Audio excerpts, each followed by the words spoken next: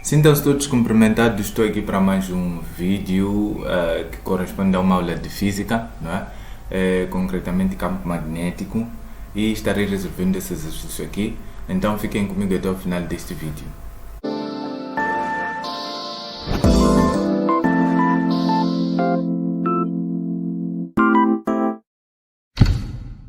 Então, antes de começarmos mesmo, vou pedir para que partilhem o vídeo para que mais pessoas vejam, deixem os vossos likes para promover o vídeo e ativar o sininho das notificações para que sejam notificados no caso de haver um novo vídeo, e também deixem nos comentários as sugestões dos vídeos que querem que eu apresente aqui no canal. Eu trabalho com física, matemática, exames de admissão de física e matemática, assim como algumas cadeiras ligadas à engenharia.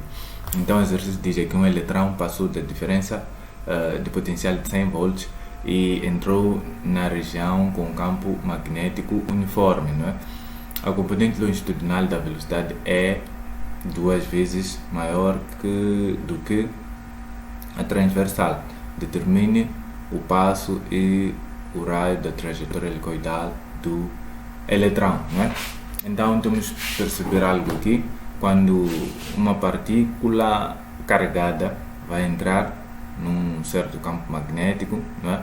Por conta de ser acelerado ou devido à aceleração por parte de uma certa diferença de potencial, e para o caso ele vai fazer um certo ângulo de tal maneira que tenha uma componente que tem a mesma direção e com o campo magnético, ele vai formar, não é? Ou ela, a partícula, vai formar uma trajetória helicoidal como esta daqui, não é? Então a trajetória helicoidal ela vai ter um certo raio, não é? Porque é formada por espiras semelhantes, não é? Ou iguais, e depois as espiras elas vão ser separadas por uma certa distância, as espiras consecutivas, que se chama passo. Então é daí que nos pedem aqui para determinar o tal passo e depois o tal raio, não é? E aqui dizem que a componente longitudinal da velocidade é 2 vezes maior que a transversal. Se formos a ver, a longitudinal é essa que é paralela ao campo magnético, e a transversal é essa que é perpendicular ao campo magnético. Chama-se longitudinal porque, essa paralela nesse caso, chama-se longitudinal porque ela está na direção do eixo principal da espira, não é? A espira que vai ser formada as espiras ou a trajetória helicoidal, não é? A trajetória helicoidal não a espira, porque a espira é cada uma dessas coisas aqui, mas ela está na direção principal correspondente ao eixo, não é? Desta hélice aqui que podemos ver aqui. Então é daí que se chama longitudinal, não é? E depois transversal vai ser transversal porque forma aqui um ângulo de 90 graus com o eixo principal dessa trajetória aqui. Então, para resolvermos aqui, temos que ter em conta aqui alguns aspectos, que a energia cinética de uma certa partícula, não é? A energia cinética de uma certa partícula vai penetrar um campo magnético, podemos expressar aqui, energia cinética vai ser igual ao módulo da carga, né, vezes a diferença de potencial, não é? Que vai acelerar essa partícula. Então podemos escrever desta maneira aqui. E outra coisa que temos que lembrar é que a energia cinética é 1 sobre 2, então massa vezes a velocidade ao quadrado igual ao módulo da carga, depois vezes a diferença de potencial. Então nos falam aqui das componentes da velocidade, não é? E essas componentes da velocidade, na verdade, nós vamos precisar para determinar esse raio, assim como esse passo, não é? Então precisamos aqui de determinar numa primeira fase a velocidade, não é? E aqui, para determinar a velocidade através dessa expressão, precisamos da massa do eletrão, assim como a carga do eletrão. A diferença de potencial já temos. Então a massa do eletrão e a carga do eletrão são coisas tabeladas, não é? Podemos tirar dos livros de física do ensino superior. Então, para o caso, eu estou a usar o Resnick e Halliday.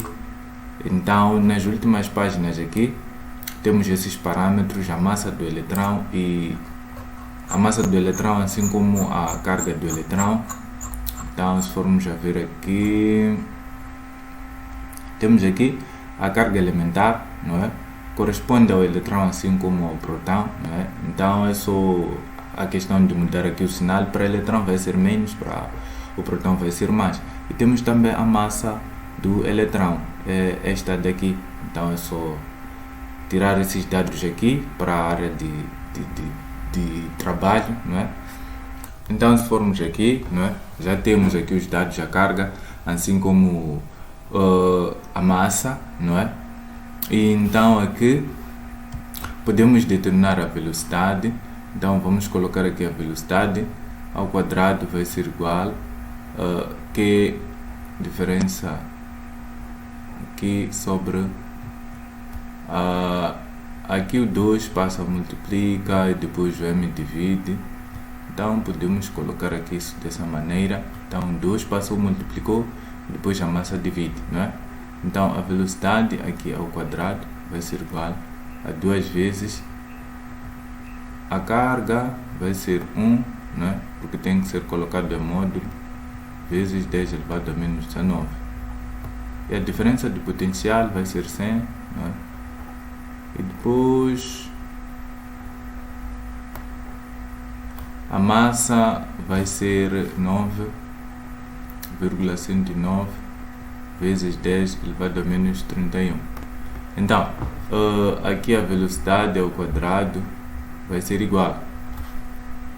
Então aqui deu 3,52 vezes 10 elevado a 13, não é? 10 elevado a 13 não é a velocidade ao quadrado, não vou pôr unidades aqui, mas seria metros ao quadrado sobre segundo ao quadrado também, não é? Posso colocar metro ao quadrado sobre segundo ao quadrado. Então, estou a pôr aqui ao quadrado porque nós na verdade não precisamos da velocidade como tal, mas das suas componentes, não é? E nos dizem aqui que a componente longitudinal é 2 vezes maior que a transversal. Então podemos deduzir aqui que a velocidade paralela, que é a longitudinal, é 2 vezes a velocidade perpendicular, que é a transversal, não é? E se formos a ver aqui, pelo teorema de Pitágoras podemos aqui expressar a velocidade principal, não é?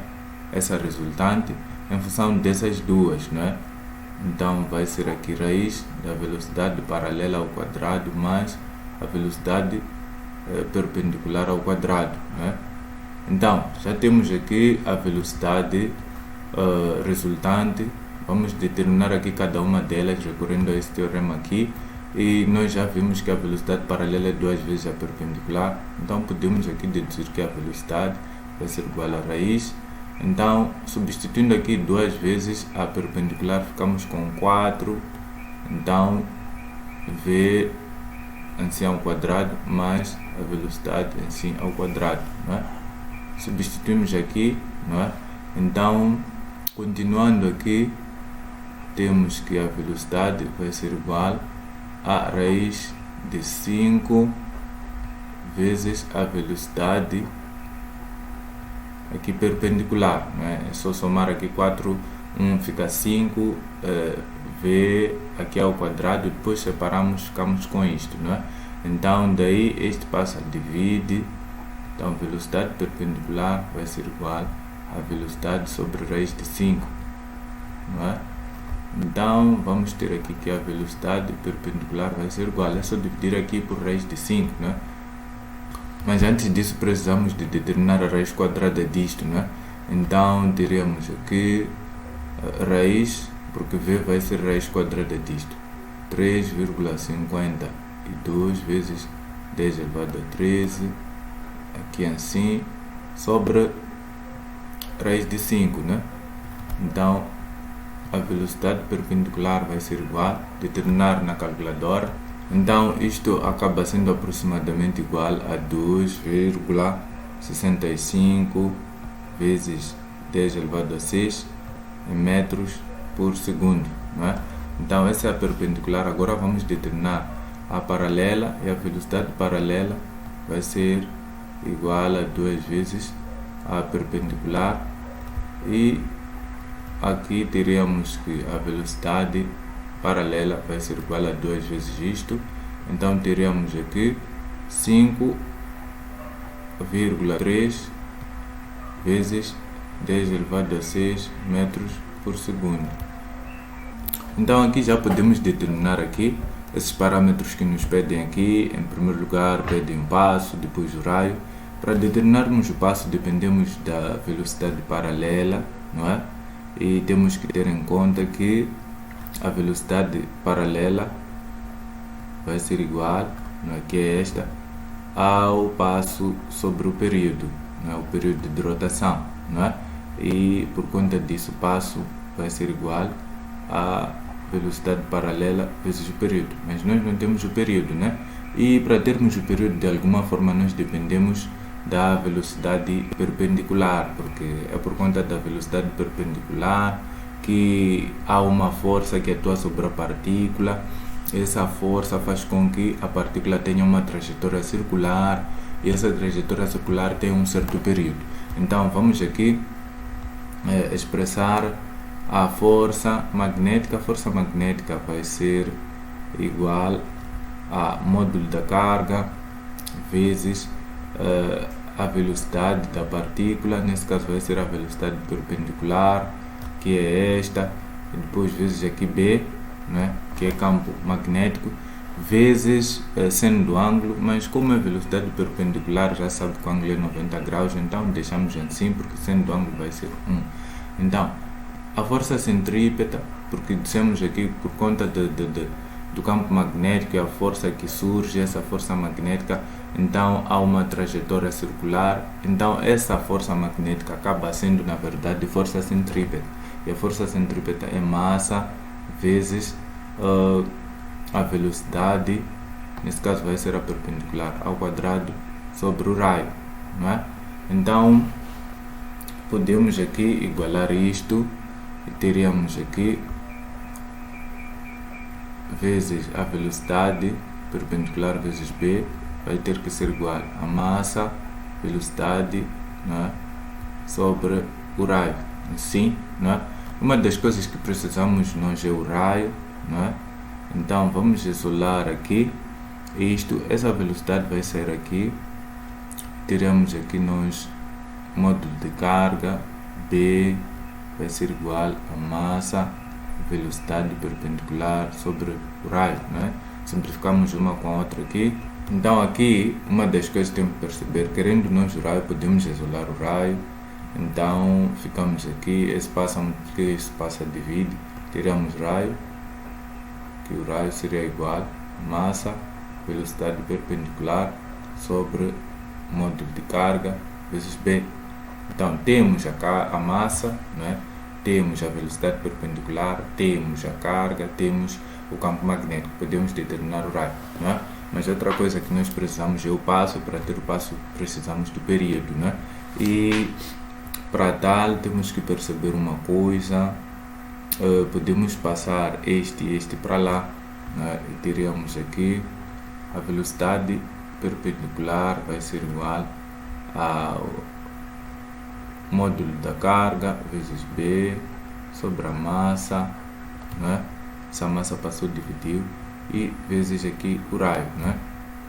Então uma coisa que nós temos que nos lembrar é que a velocidade tangencial, se formos a ver, essa perpendicular acaba sendo tangencial à trajetória. A velocidade tangencial vai ser igual à velocidade angular vezes o raio, o que nos lembra que isto aqui acaba sendo, na verdade, velocidade angular, né? Então aqui velocidade angular vai ser igual ao módulo da carga B sobre a massa, né?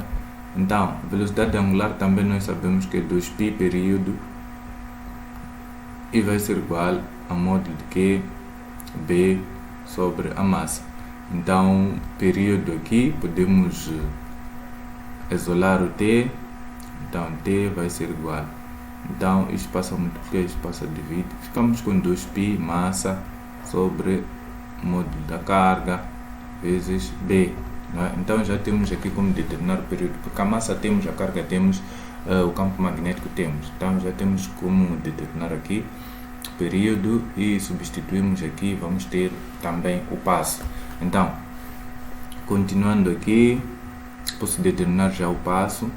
O passo vai ser igual a velocidade paralela vezes o período que é 2π massa sobre módulo da carga vezes B.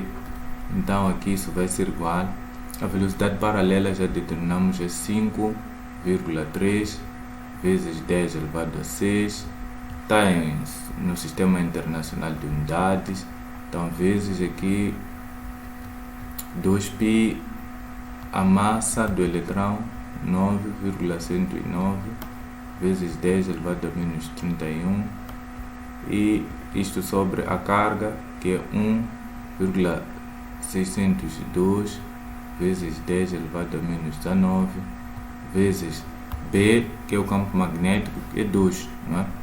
Então aqui temos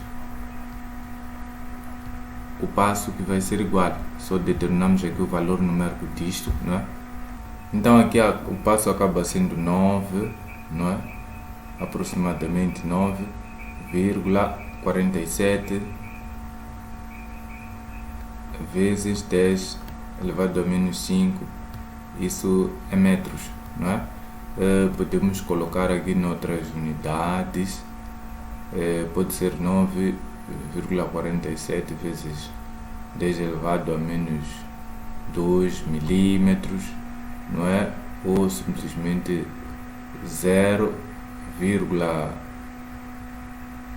assim, não é? 95 aproximadamente, e em micrometros, não é? Pode ser colocado desta maneira também. Então este é o passo da trajetória. Agora podemos determinar o raio da trajetória, não é? Que é o que nos pedem por fim, e o raio vai ser igual, a massa é 9,109 vezes 10 elevado a menos 31, como podemos ver aqui, vezes a velocidade perpendicular é esta, 2,65 vezes 10 elevado a 6, sobre aqui a carga é 1,60, aliás 602 vezes 10 elevado a menos 19 vezes aqui o campo magnético B, que é 2. Então o raio vai ser igual, então o raio aqui acaba sendo aproximadamente igual a 7,53 vezes 10 elevado a menos 6 em metros, não é? Então se é 10 elevado a menos 6 metros é micrometros, não é? Então podemos dizer que é igual também a 7,53 micrometros. Então esse vai ser o raio da trajetória helicoidal.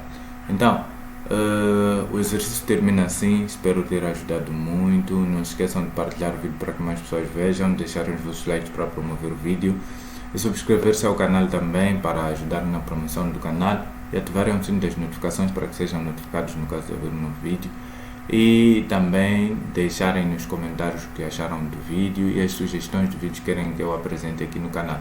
E até ao próximo vídeo.